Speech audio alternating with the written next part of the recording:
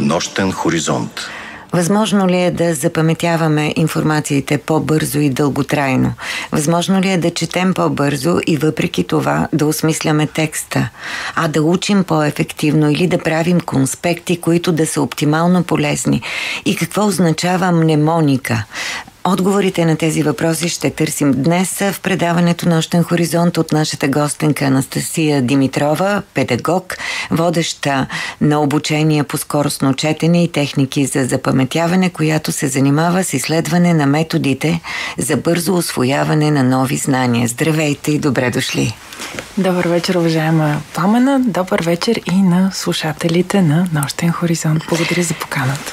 Радвам се, че сте с нас. Има хора, които бързо усвояват голям обем от информация. Понякога, като че ли говорим за тях като хора с феноменална памет. Наистина ли става дума за феноменална памет или тя по-скоро може да бъде тренирана паметта?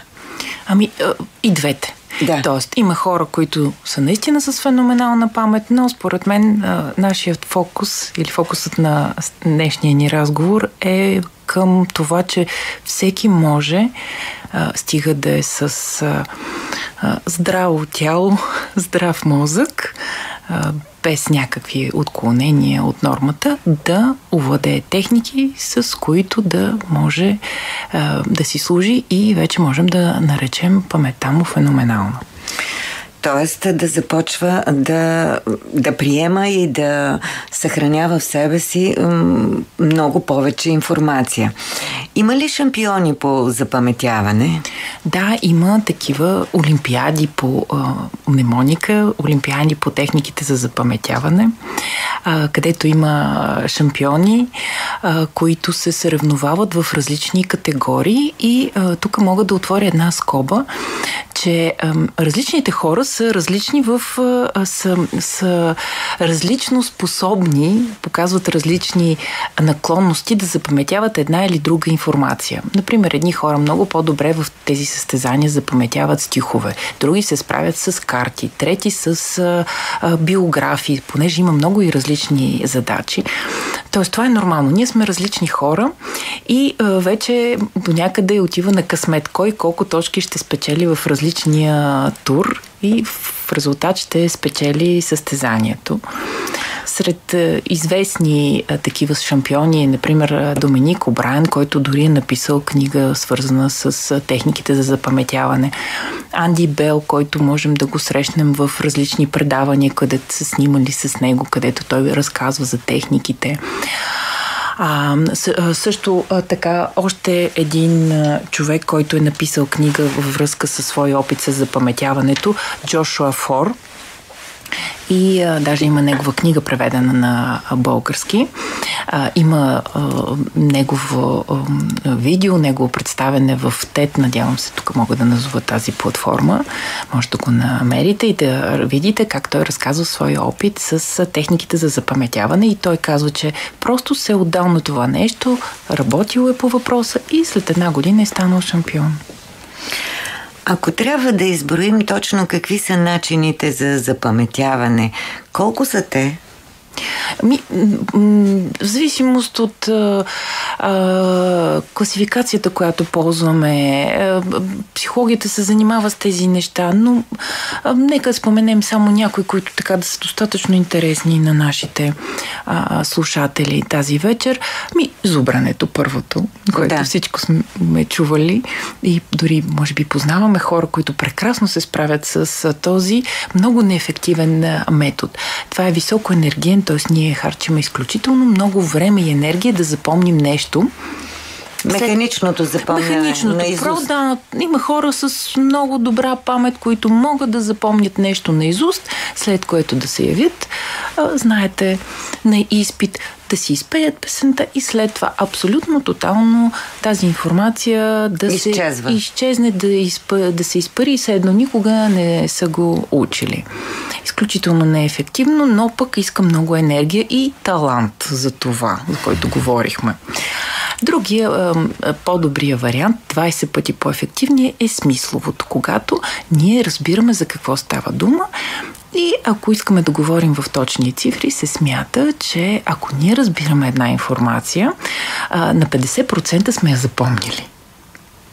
Това е хубаво. Това не е никак лошо. Това е добър резултат. Общо взето, да. И нашето образование, традиционното образование, търси именно този механизъм или смислово да запаметяваме, научаваме нещо, овладяваме го, след това надграждаме на базата на това, което знаем.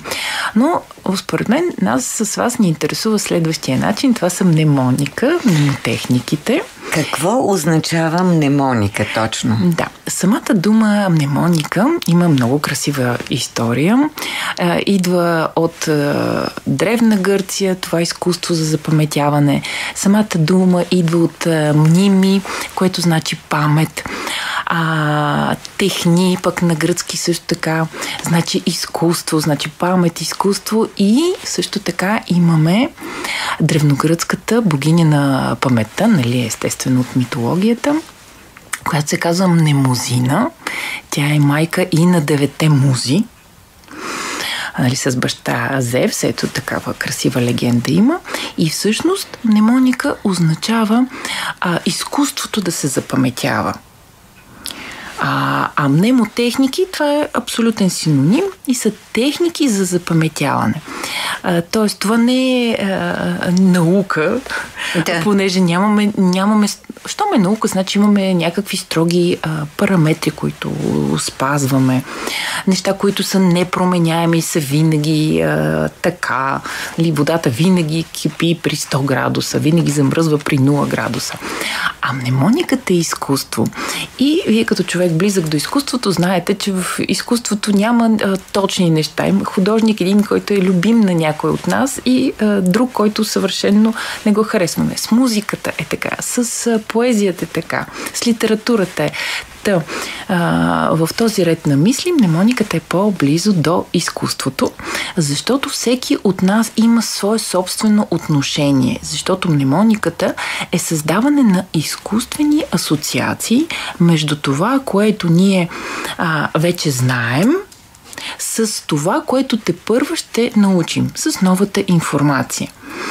И всеки от нас е много различен и знае различни неща. И поради тази причина, колкото повече знаем, толкова ни е по-лесно да запаметяваме новата информация. Защото ние правим асоциация с всичко, което вече сме научили. И колкото повече знам, толкова ми е по-лесно да поровя в базата си данни и да намеря нещо, на което прилича това, което сега ще науча. Тоест, ние правим асоциация на това, което знаем, но и асоциация на това, което сега научаваме, така ли? Или... Това, което вече знаем, то е една такава прекрасна база данни. Това е един огромен гардероб, който ние можем да използваме и новата информация да я прикачим към тази, която вече знаем. Да. По принцип ние така учим. Просто това го правим несъзнавано. А мнемониката го правим абсолютно съзнателно, с въображение. Т.е. аз седя и мисля на какво ми прилича новата информация. На какво аз... И между другото, аз така съм много против, когато чуя някой учител да каже: така, сега, това е много трудно.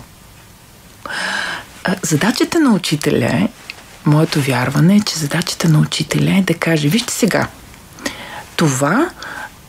Айде да не пресилва да казва много лесно, но да каже: ама вие това го знаете, и да намери нещо в информацията, което не е ново, което не е абсолютно ново за учещия се, нали, за ученика, студентка, за учещия се. Да. Тоест да покаже, че всъщност по някакъв начин има допирни точки тази информация с нещо, което ученик е овладял. Защото ние много рядко дори да овладяваме някаква изключително нова информация, но ние все пак нещо знаем по въпроса. Разбирам. Вие казахте, че става дума за техники, които се използват. Кои са тези техники? Тази асоциация на базата на онова, което знаем ли? Да. Може би има и конкретни упражнения. Да, както има отделни техники, които си имат даже имена и специфики, така и понеже е изкуство, както знаете, един художник може да използва няколко техники в рисуването и да използва нещо, което никой не е назовал това като техника. Предполагам и, че в музиката е така. Така и в мнемониката имаме няколко техники, които си се знаят, те се казва. Например, една техника се казва история или верига. Тя е възможно най-простата техника. Не е нужно кой знае какви обяснения да и се дават, за да бъде разбрана и усвоена. Представете си, че вие имате някакъв набор от думи, списък от думи, които искате да запомните. Аз в моето обучение понякога използвам, понеже не е интересно да се работи с списъка за покупки, за там в ежедневието или за рождения ден, и за това използваме други списъци с по-интересни неща. И включително един списък, който ние учим, е списъка с неправилните глаголи в един език, да кажем в английски език. Да. Взимаме глаголи, които се променят по еднакъв начин. Тоест, в случая ще вземем глаголи, които и трите форми са им еднакви. Нали, например, реже кът.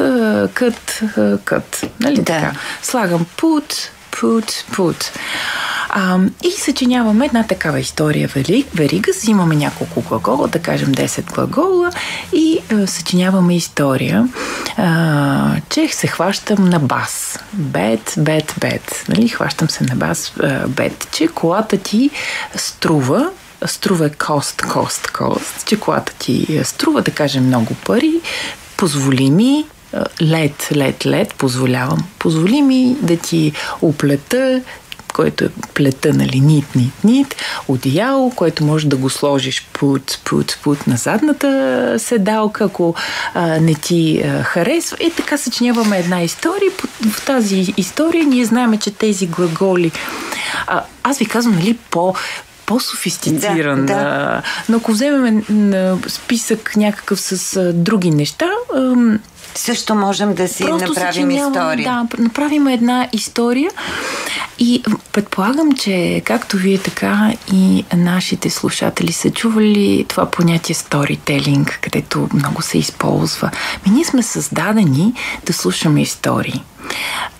В далечни времена, когато още сме нямали писменост и е нямало начин да предаваме информацията един на друг чрез такива писмени източници, ние сме си разказвали истории и по този начин сме предавали знанието от едно поколение на друго, от един човек на друг. Ние сме създадени да си разказваме истории и да ги слушаме. И когато ние от информацията, която имаме да запомним, създаваме една такава история, използвайки въображението си, използвайки емоции, т.е. в сухата информация, в сух списък, в сухи неправилни глаголи, ние вкарваме емоция, някаква история, някаква картина, която рисуваме за себе си, ако искаме ние да запомним информацията, или за някой друг, тя вече става интересна за нас, интересна за мозъка и ние запомняме неволно. Ако сме вложили труда да измислим тази история, вече, нали, имаме по-активна комуникация с информацията, а всъщност мозъка помни, когато говорим на неговия език. А неговия език е това да го направим интересно. Има вероятно и други техники при мнемониката. Да, разбира се. Например, числата са нещо изключително абстрактно. Предполагам, много хора не помнят числа и тези, които имат такава памет и такава работа, че боравят много с числа и добре запаметяват числа, потриват ръчички и ни гледат останалите, нали, като горките вие, че не помните. Там числата са много абстрактна информация и затова трудно се помнят и ние можем да превърнем едно число в нещо конкретно. Например, единицата Това конкретно прилича по форма. Например, единицата можем да я направим на нещо, което прилича на единичка. Можем да я направим на химикалка, можем да я направим на бутилка. Двойката по форма на какво прилича? На патица, на лебед. На патица, да, наистина. Да. И така всяко едно число го превръщаме в нещо конкретно познато, което знаеме как изглежда.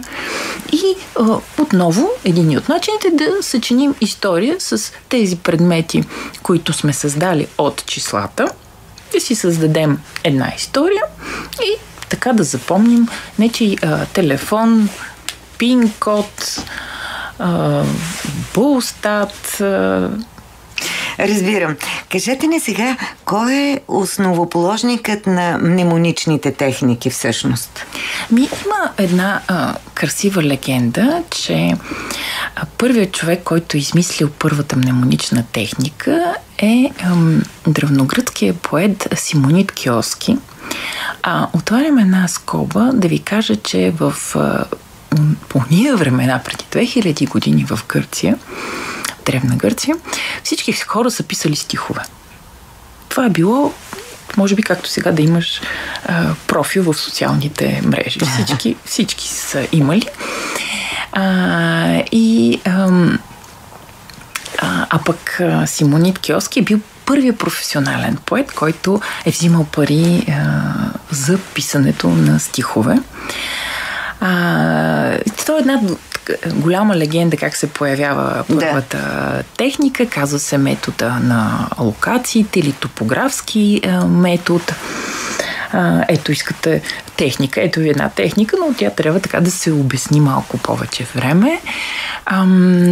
И я припознава Цицерон, който, знаете, вече говорим за Древния Рим, който е много известен оратор.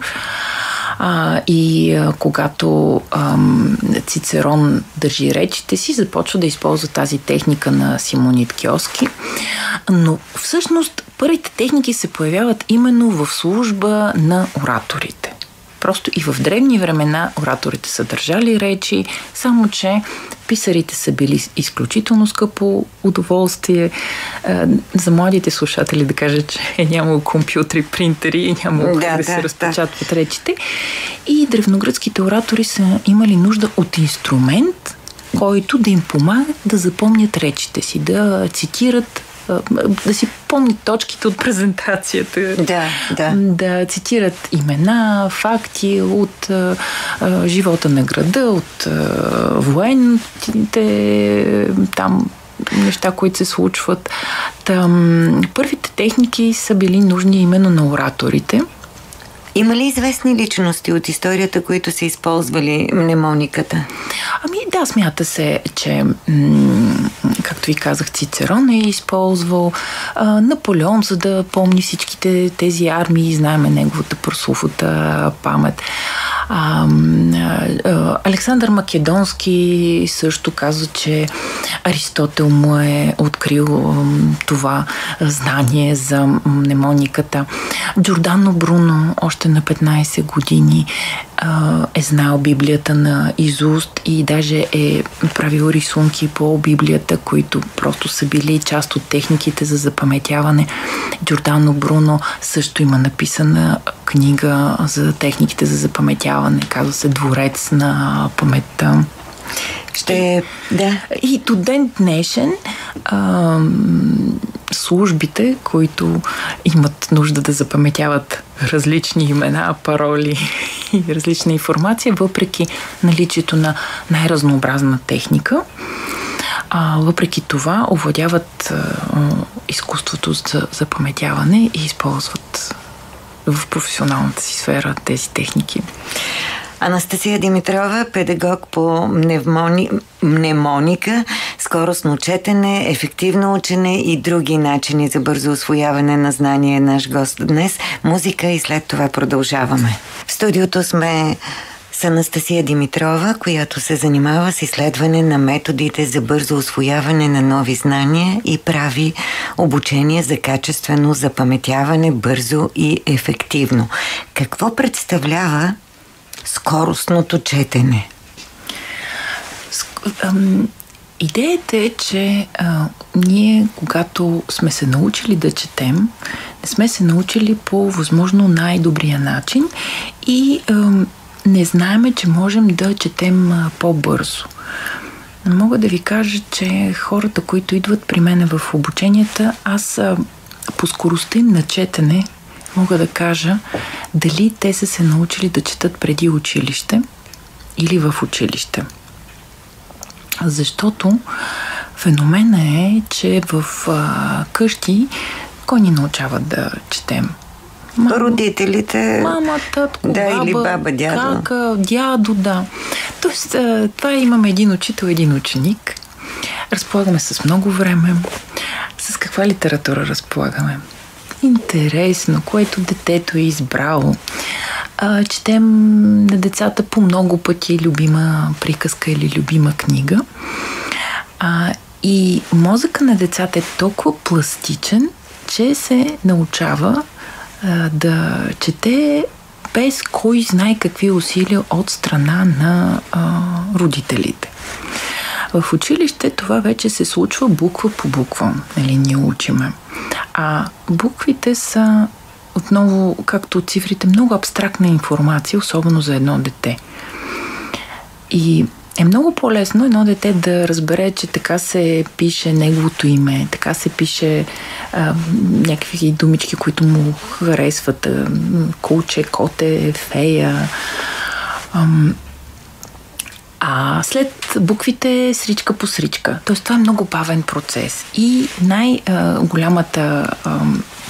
най-голямото препятствие за скоростното четене, че в училище децата четат на глас. Пред всички. И ние се научаваме, че четенето е свързано с произнасяне на думите и чуване на тези думи. А това е много бавен процес. Мозъка ни може да чете по-бързо. Всеки от нас може да чете 2 пъти по-бързо от средностатистическия читател. Може ли, повече разбиране. Може ли да се каже, знае ли се въобще каква е средната скорост на четене у нас? Да, знае се. Колко? Това е някъде между 180 и 220 думи в минута. И понеже, предполагам, че нито вие, нито нашите слушатели не могат да, нали, за да разберем нещо, трябва ни друго знание, с което да го сравним. Поради тази причина, сега ще ви кажа, че рап певците, вашите колеги спортни коментатори, говорят със скорост намирал съм различни данни, между 390 и 500 думи в минута. Говорят. В минута? Говорят в минута. А ние четем 180-220 думи в минута. Но тук става дума за четене не на глас, на ум. Именно, представете си. Значи ние имаме хора, които говорят два пъти по-бързо, отколкото ние четем на ум за себе си. Добре, когато говорим за скоростно четене, за каква е бройката на думите в минута? В курсовете, които правим, имаме да пресечем 2 граници. Първата граница е в 300 думи в четене със скорост 300 думи в минута. Ето това се смята, че вече сме пресекли границата, когато ние произнасяме думите. Това е така наречената вокализация. Тоест вече не четем с говорния си апарат. Обърнете внимание, че някои хора, когато четат, дори си мърдат устните. Значи, скоростта на четене със сигурност в този момент се равнява на скоростта на говорене. Имаме следващ етап. Значи, първият етап спираме да мърдаме устните. Вторият етап спираме да мърдаме езика. Третият етап вече спираме въобще да натоварваме говорния апарат. А има изследвания, когато ни дадат да четем на чужд език, който не ни е толкова добър, колкото майчиния. И ако ви засекат натоварването, което упражнявате върху говорния апарат, то рязко ще се увеличи. Тоест, вие, когато започвате да четете на друг език или на по-сложен език, на някаква много непозната тема, изведнъж започвате да си натоварвате говорния апарат. Тоест, четете с говорния апарат вместо с очите си. И втората граница, вече от която нагоре ние вече говорим за скоростно четене, е над 500 думи в минута. Как се измерва това? Много просто. Взимаме текст, засичаме време към текста, за да се уверим, че сме разбрали текста. Има въпроси. В обучението аз съм подготвила текстове, естествено аз съм подготвила такива въпроси. Те са 10, за да бъде по-лесно. Нали? Ако сме отговорили на всичките 10 въпроса, имаме 100% разбиране. 9 въпроса, 90%. Да. 9 отговора, 90%. А как стои въпроса с напредване на възрастта? Хората могат да четат по-бързо или става точно обратното? Отново говорим зависимост от човек, защото има хора, които сами се опитват да увеличат скоростта си на четене. Тях също ги виждам, че са положени някакви усилия. Зависимост от професията. Със сигурност журналистите четат по-бързо от средностатистическия читател.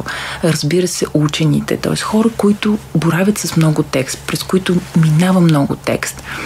Те са развили такива способности.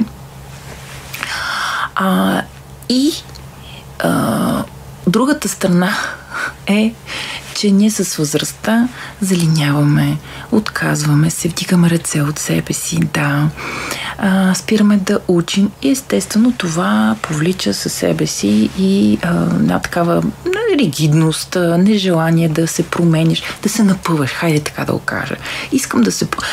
Исках, ма нямах желание. Много искам да се променя, но нямам желание да се напъвам, да се упражнявам. Едно от най-големите предизвикателства в обучението с възрастни е, че възрастните не искат отново да са първокласници. Тоест, не искат да се сблъскват с абсолютно нова материя, да учат нещо. По-лесно е или да се откажат, или да кажат, нямам талант.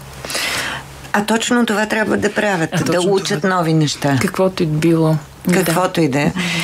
Скоростното четене влияе ли върху умението за разбиране, възпроизвеждане на съдържанието?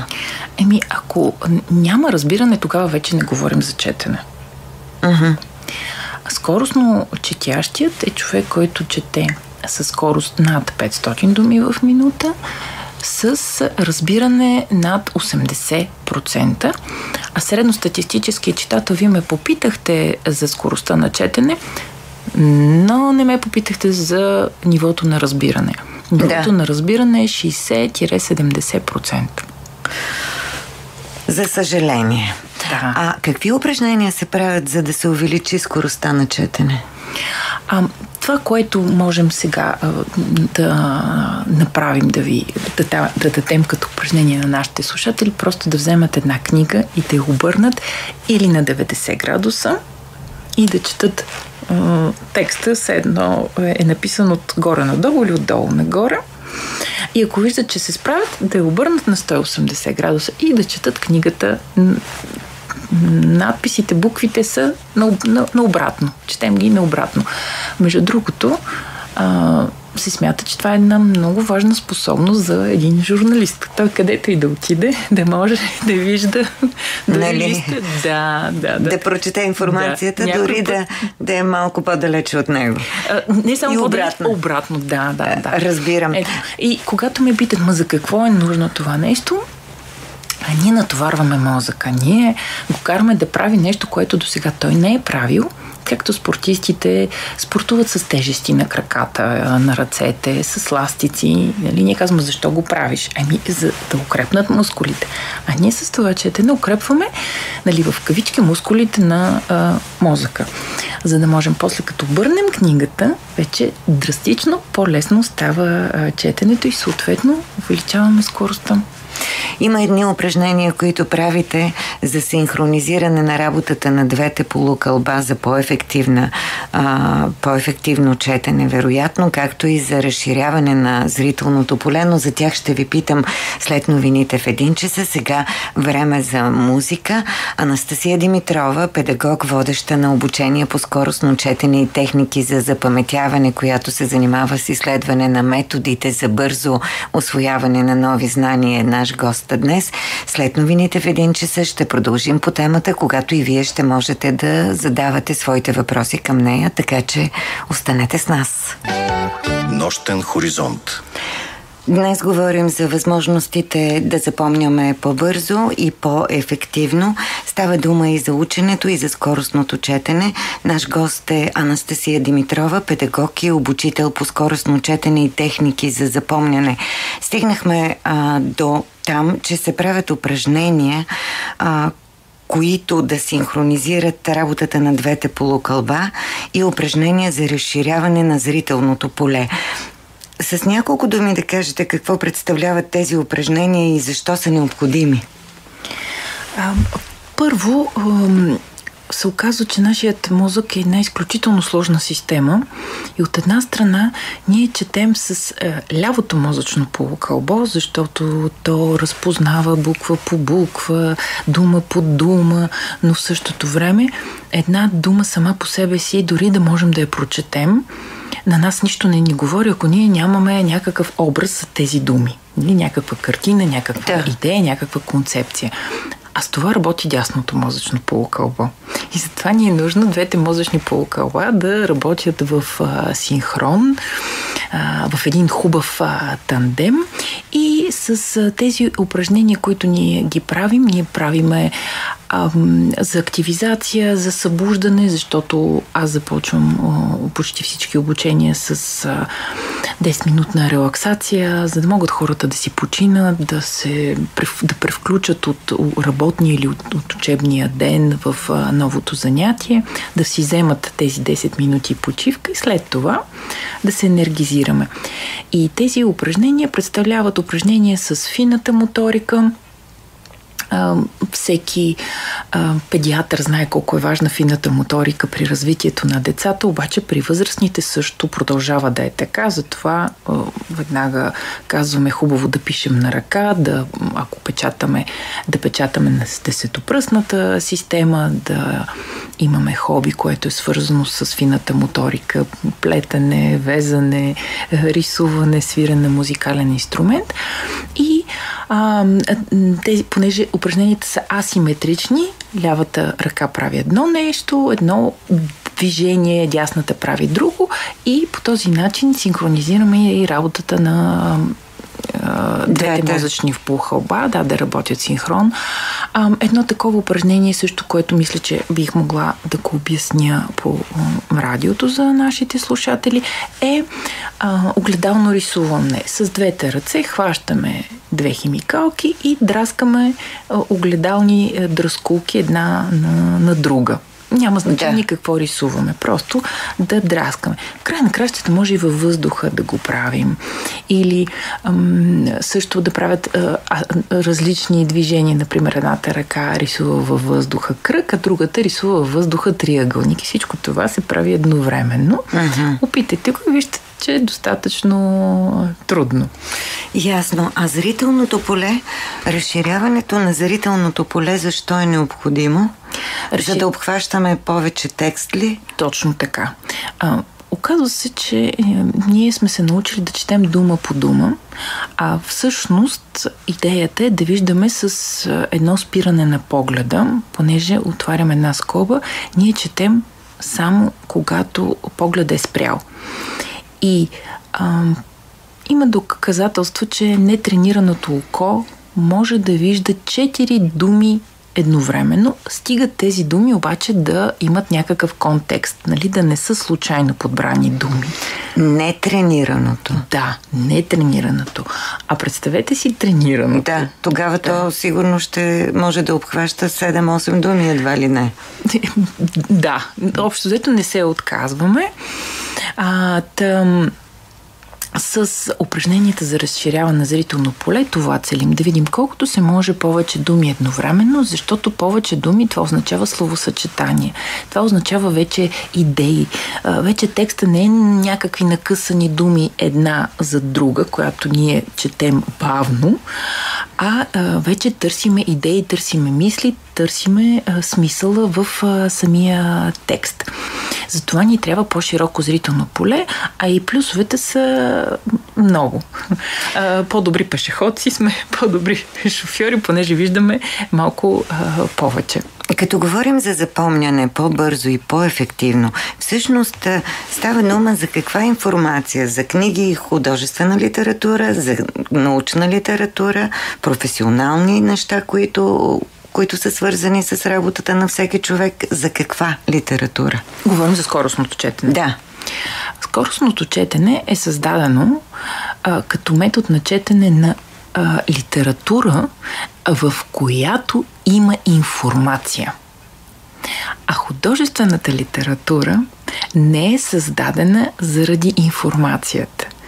Малко са книгите, които са създадени заради сюжета. Все пак ние, писателите, ги ценим основно заради словото, заради изказа, заради картините, които те рисуват с своите невероятни думи, сравнения, епитети. От друга страна, опита показва, че хората могат да четат и художествена литература скоростно. Слушала съм интервю с литературен редактор, която е и жури в такъв конкурс за млади поети. И тя в интервюто споделя, че дори стихове чете скоростно. Защото през нея трябва да минат, представете си колко, не знам, десетки, стотици стихове, които тя да определи дали си струва да отидат тези стихове на конкурс и тя просто няма да оцелее, ако не се справя. Тоест, мозъкът е толкова уникално създание, че може да бъде натрениран дори стихове да чете скоростно и, разбира се, художествена литература. Добре, но при скоростното четене или скоростно четене на художествена литература или стихове, както казахте и дадохте пример с тази дама, не се ли губи емоцията? Всичко зависи от задачата. Аз знам поколението на майка ми, например, взимат някаква книга, която не знам как е стигнала в компанията, но ти имаш само една нощ да прочетеш, не знам, Доктор Живаго, например, на Пастернак. Да. Зависимост от задачата. Зависимост от условията. Така че тази дама, която е литературен редактор, нейната задача е да оцени. И ако тя не се справи, това означава, че някой човек няма да попадне на конкурса, защото просто тя не е успяла. Да, разбира се, на първо място в художествената литература е емоцията. Но тук мога да ви разкажа един случай, когато майката на една от участничките ми се оказва, че чете с 600 думи в минута, без да е минавала никакви обучения. Спомняте ли си? Ние говорихме 180-220. И историята каква е?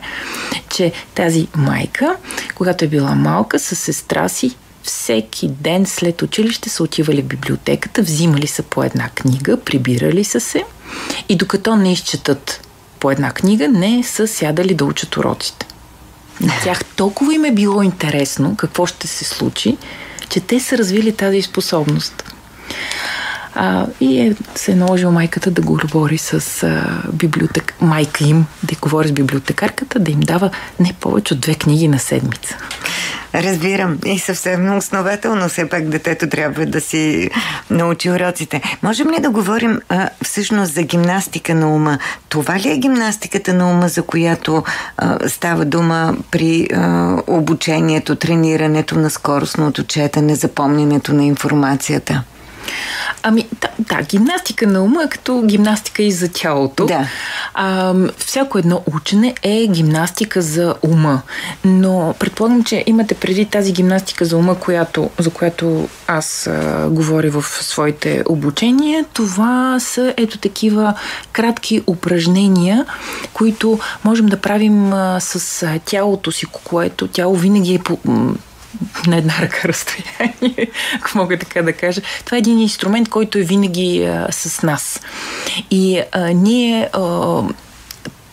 правейки упражнения с очи, с ръце, с фината моторика, с едрата моторика, упражнения точно за синхронизация на полукълбата, използвайки някакви активни точки в тялото ни, например, точно масажирайки нервус вагус, това е блуждаещия нерв, който освен, че подобрява работата на вътрешните органи, подобрява чуването ни, виждането ни, мисълта и ето такива...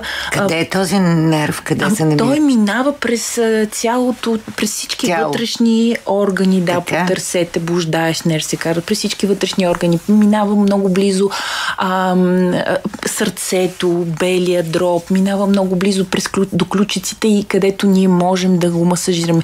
Минава близо до окото, даже йогите имат упражнения, които през окото могат да го масажират, стига до мозъка и ние просто с леки масажни движения просто го стимулираме и по този начин се регулираме и, например, влияем на гласа си при кашлица и, както ви казах, това, което нас ни интересува, по-добре виждаме, по-добре чуваме, по-добре мислим, дори си подобряваме, ако щете, имунната функция заради всичките органи, през които той минава. Това е едно такова много лесно и достъпно упражнение за всеки.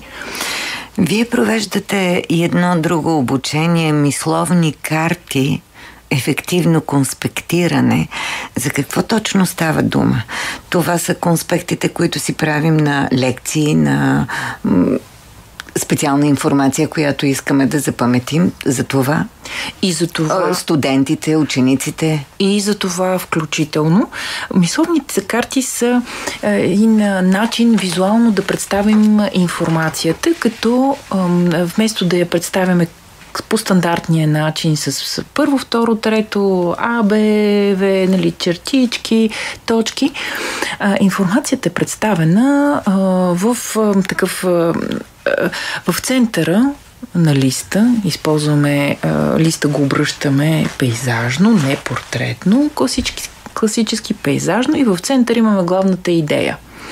И от тази главна идея излизат клончета, които са подтеми, подидеи, концепции и по този начин информацията можем по-добре да я структурираме, отколкото в стандартния класически конспект. Да, разбирам. Използваме връзки, взаимовръзки, използваме визуални образи, някакви рисунки, просто защото мозъка по-бързо обработва тази визуална информация, т.е. една картинка, мозъка я обработва по-бързо, отколкото един текст. И особено когато, връщаме се пак към мнемониката и техниките за запаметяване, особено когато ние вместо дума използваме картинка, някакъв визуален образ, ние асоциираме тази дума с картинката. И отново мозъка по този начин все едно му даваме още кукички. Знаеш ли, тази дума не е само просто някаква дума, но тя е и картинка. Хайде сега помисли, нарисува я, използвай моторната памет, използвай зрителната памет и става запомнянето. Става структурирането. Нарисувайки една мисловна карта, ние можем да видим неща, които при един такъв конспект няма да ги видим, защото едната идея ни е на едната страница, другата ни идея е чак на третата страница.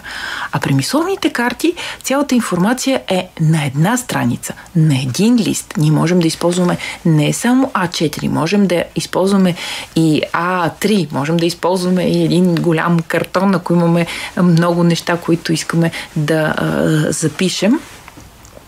И това ни дава едно виждане, което в другия случай би било по-трудно. Естествено, отново ще ви кажа според задачата. Някой път по-добре да конспектираме или да запишем информацията в таблица. Тя ще бъде много по-добра форма, от тази няма да има. Друг път, диаграма, но просто мисловните карти е един много добър, почти универсален инструмент и може да бъде използвана и за учене. И дори днешната среща вие можете да си я направите на една такава мисловна карта. Речи могат да се пишат с мисловни карти, брейнсторминг, търсене на решения, няма значение дали сте възрастен или дете. Децата също могат да бъдат включвани, независимо от възрастта, дори деца, които не могат да пишат, могат да бъдат включвани с това, че могат да нарисуват нещо на тази карта. Разбирам. Анастасия Димитрова е наш гост днес. Тя е обучител по скоростно четене и ефективно запомняне. Ако имате въпроси към нея, позванете ни след една песен на телефони 963 1565 и 93 36 743 с код за София 02. Мобилният е 0889 202 207 или ни пишете още сега на Skype Нощен хоризонт и на страницата ни във Фейсбук. Днес говорим с Анастасия Димитрова за обученията по скоростно четене и техниките за запаметяване. Ако имате въпроси, можете да ни позвоните. Имаме един слушател, нека да го чуем. Добър вечер, здравейте. Добър вечер, добра нощ, госпожо Бечийска. Искам да се свържа с въпроси, имам към госпожа Димитрова. Да, тя е тук. Слуша ви. Във връзка с бързото говорене, и нека да слуша и вашия колега Филип Данчев и да може да говори нормално, както трябва да бъде. Нормално говорене, защото иначе само едно боботене се чува и нищо не може да се разбере. Може да се разберат, чуват се новините, за какво става дума. Кажете въпроса към нашата гостенка.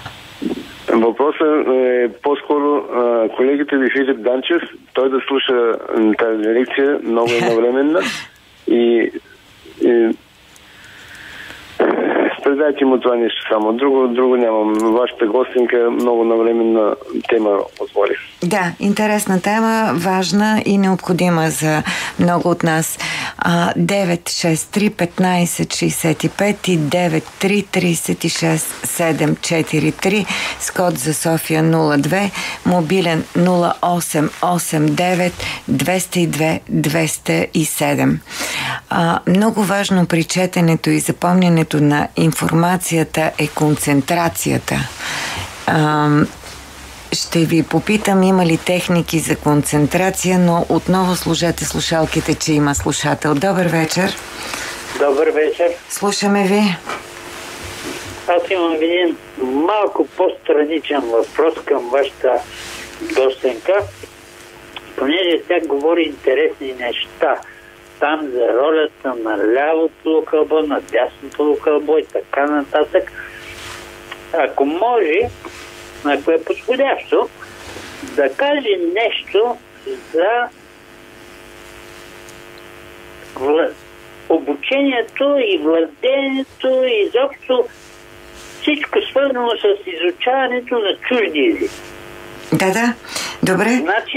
Значи на едни хора им върви ученето на чужди езици, а на други хора не им върви. Да. Каква е логиката в цялата с работа? Добре, благодаря ви за обаждането.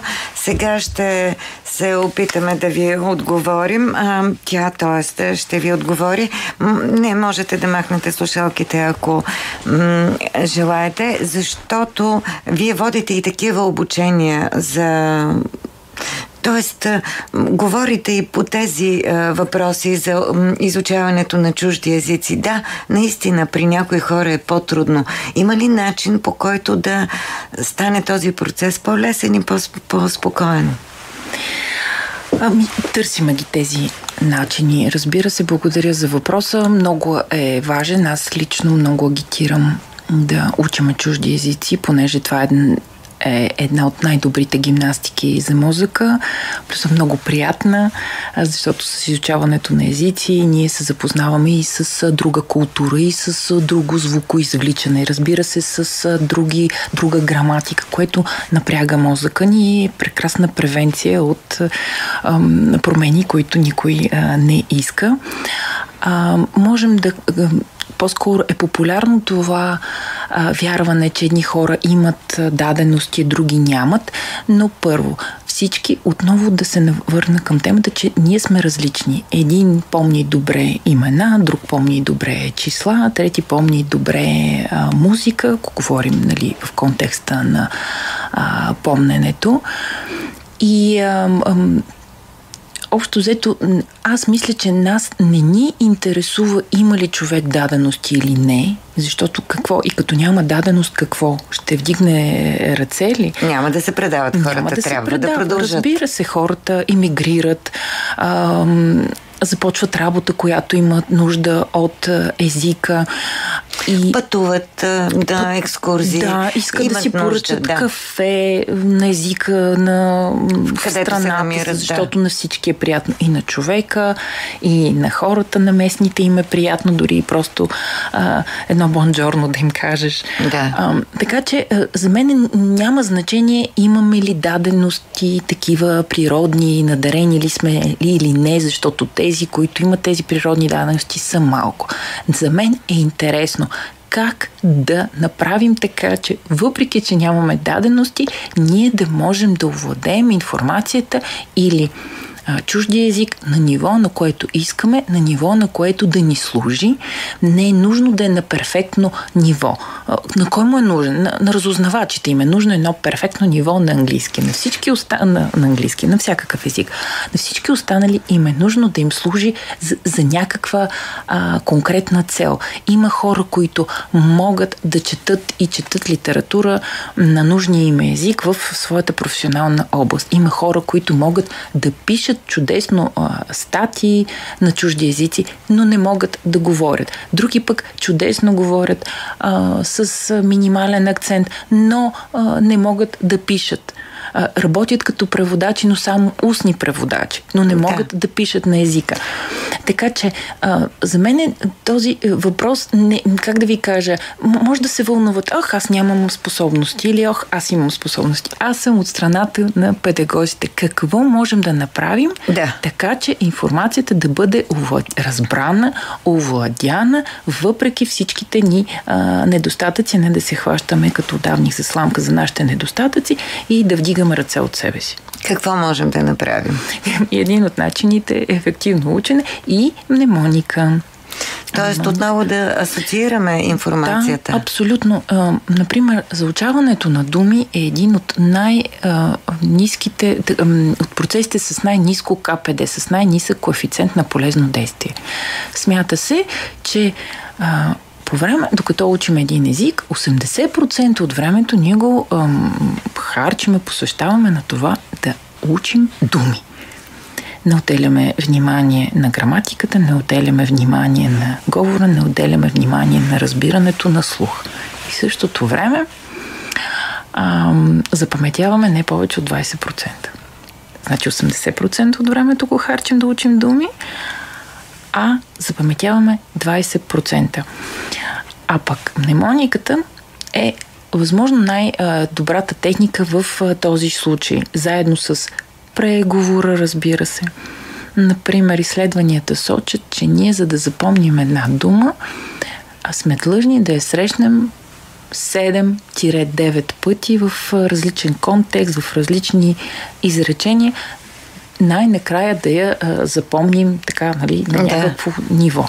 Оттам нататък, ако не я срещаме думата, тя ще се забрави. Оттам нататък е използването й или срещането й в текстове. Например, ако четем текстове или срещането в видеа или аудио, които слушаме. Мнемониката осигурява ето това, тази асоциация между думата новата, която за нас е абсолютно нова, не знаеме какво значи, с нейния превод и евентуално с начина и на изписване, защото някои езици изискват и това. Нека сега да имаме още двама слушатели, да чуем. Здравейте, добър вечер. Добър вечер, госпожо Базийска. Вашите гости, Райна Андонова от София съм. Вашите гости са винаги добре дошли в ефира, защото хубаво обясняват. Аз исках само да поделя с госпожата на времето. Аз съм възрастна, не караха да учиме френски език. Руски го възприехме горе-долу, но френския просто не можахме, се имахме тройки по този език някога. Поздравявам вашата гостинка и желая много здраве, много хубаво обяснява, да бъде жива и здрава. По въпроса искам да взема отношение за господин Филип Данчев. Много хубаво чете, много хубаво се разбира. Да, това не е вярно, че той сънка и такова. Аз го слушам с години и всичко разбирам.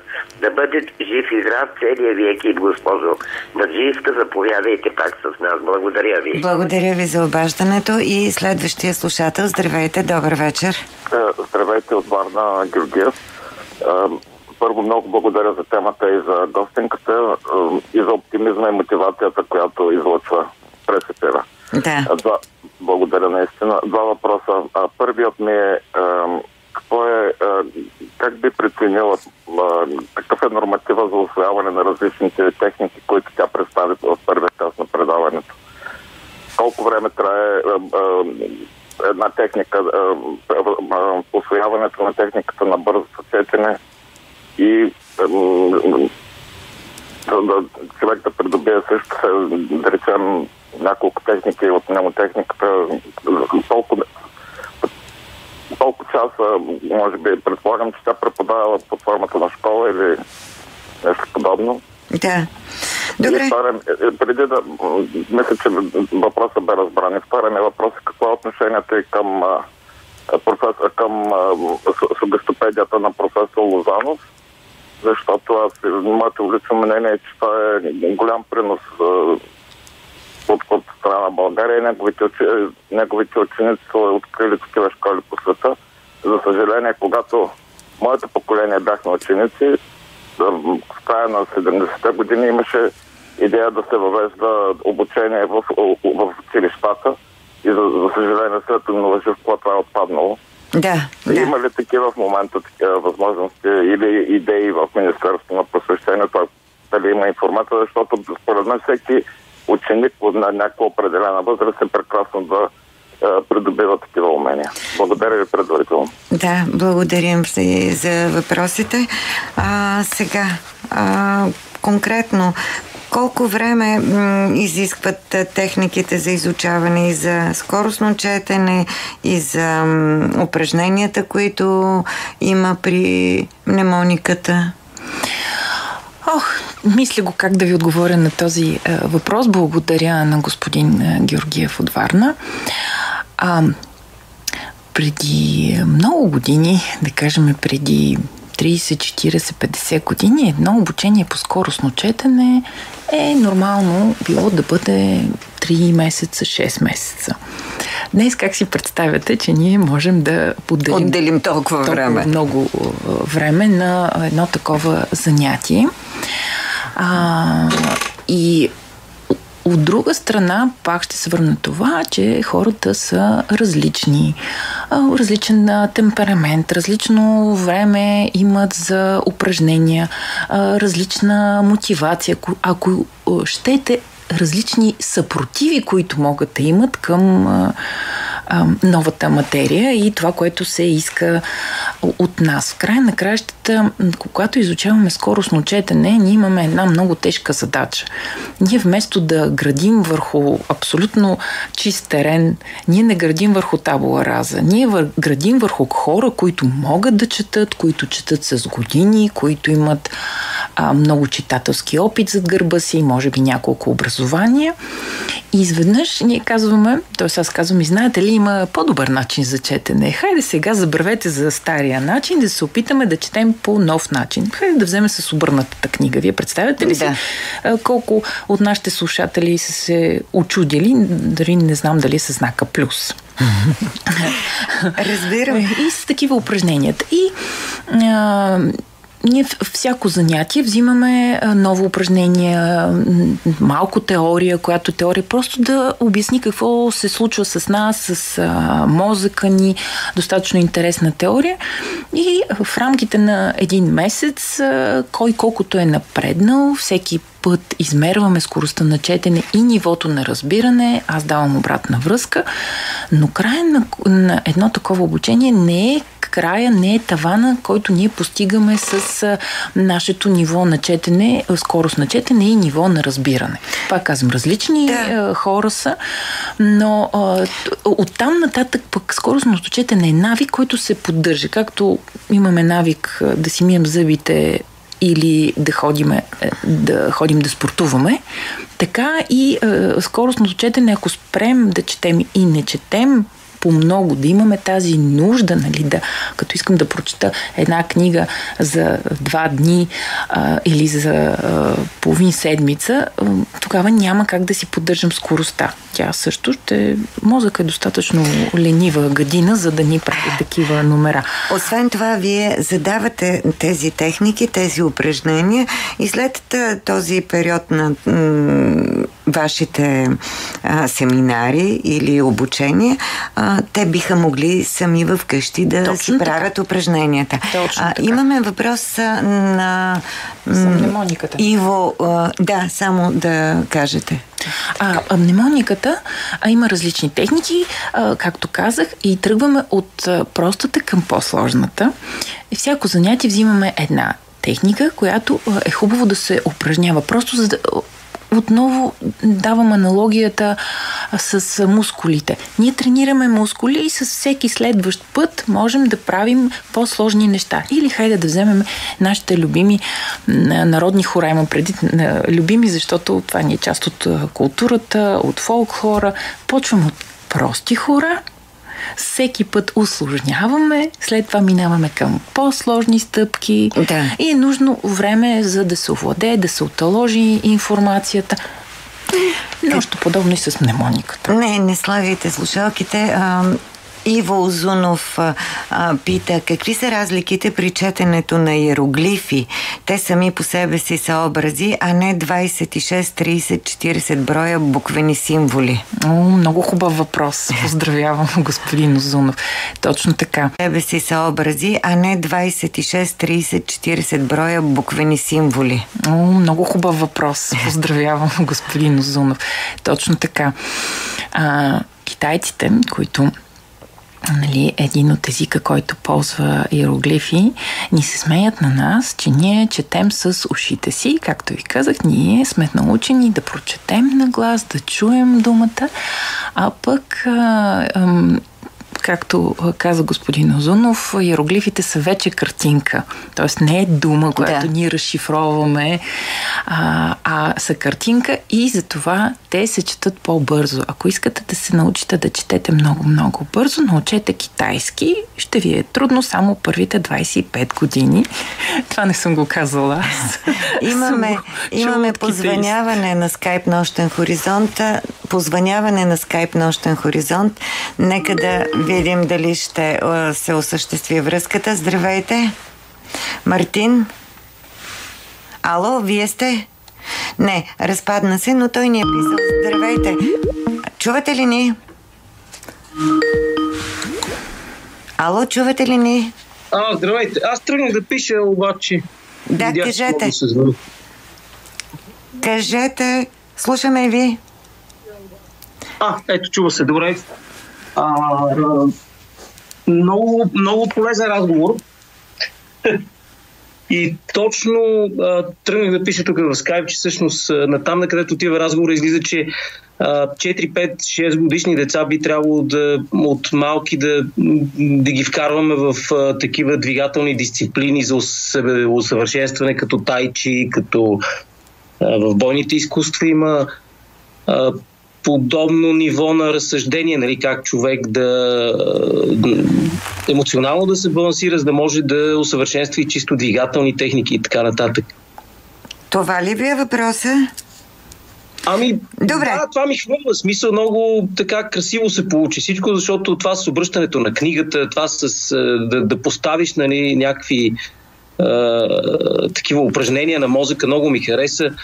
Това ми напомня, че аз съм го виждал от учител по рисуване да ни кара такова нещо да правиме, да рисуваме с двете ръце. Смисъл, това не са някакви непознати неща, нали? Да, така много хора без да се учили за мнемоника, нали? Примерно. Да, разбрах ви, благодаря ви за обаждането. Нека сега да чуем една песен, после ще коментирате позвъняването на нашия колега.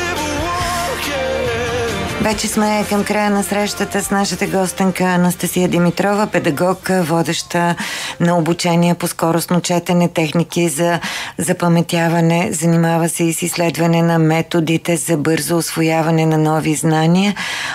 Преди песента имахме позвъняване от Skype Нощен хоризонт. Какво бихте казали на нашия слушател Мартин?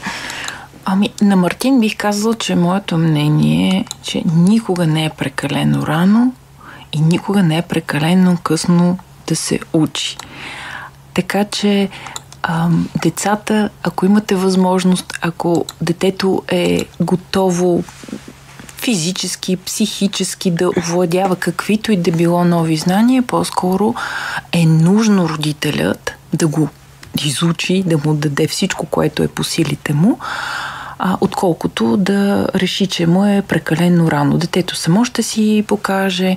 Вие не знаете с какви наклонности, способности е родено вашето дете, с какви интереси. Пробвайте, още повече, че на тази възраст, до 12 годишна възраст, ние разполагаме с невероятно, искам да повторя, невероятно пластичен мозък. И ако до 12 годишна възраст ние не натоварим мозъка с достатъчно информация, той ще реши, позволете ми така да кажа, той ще реши, че тези наработени невронни връзки не са нужни и те ще започнат да се разпадат. И сега два въпроса, които единия ви зададох, но остана не говорихме за него, защото включихме слушатели. Има ли техники за концентрация? Това е единия въпрос. А другия е, като говорим за ученето и запомнянето, знае ли се колко време трябва да се учи или чете и колко да се почива? На какви периоди да са тези две занимания? Принципът е, почиваме преди да сме се изморили, понеже ако се изморим, вече почивката трябва да е много по-дълга, отколкото можем да си позволим като време. Това е хубаво. Почиваме. Винаги редуваме работа с почивка.